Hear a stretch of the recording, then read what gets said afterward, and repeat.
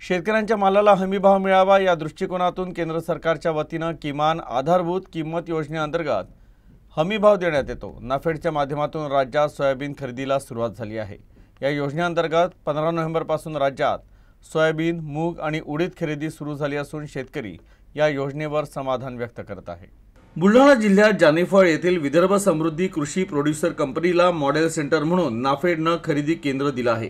या खरेदी केंद्रावर केंद्र सरकारच्या किमान आधारभूत किंमती अंतर्गत मूग पिकाची खरेदी 8,768 रुपये, उडीद पिकाला 7,800 रुपये तर सोयाबीनला 5,328 रुपये प्रति क्विंटल हमीभाव देण्यात येत आहे।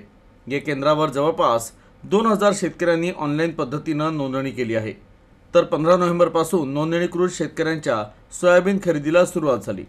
विशेष म्हणजे सोयाबीन खरेदी केल्यानंतर बँक खात्यात 4 दिवसाच्या डीबीटीद्वारे ऑनलाईन पद्धतीनं पैसे वळवण्यात येतात। मात्र सध्या खुल्या बाजारात सोयाबीनचा 3,800 ते 4,200 रुपये प्रति क्विंटल दर आहे।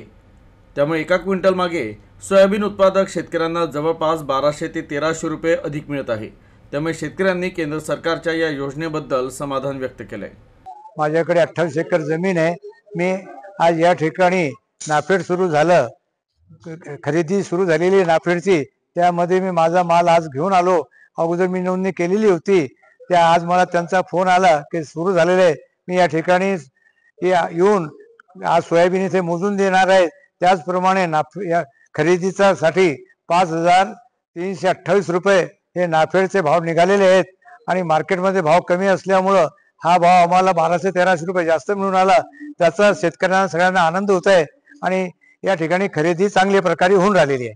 नाफेड खरेदी केंद्र या ठिकाणी आम्ही आज चालू केले आहे व या ठिकाणी आम्ही 3 पिकं जे आहेत केंद्र सरकारच्या वतीने मूग 8,768 रुपये, उडीद 7,800 रुपये व सोयाबीन 5328 रुपये या तिन्ही पिकांची खरेदी या ठिकाणी आम्ही चालू केली व शेतकऱ्यांना तात्काळ केंद्र सरकारच्या वतीने 4 दिवसात पैसे देण्याचे या ठिकाणी आम्ही केंद्र चालू केलेले आहे।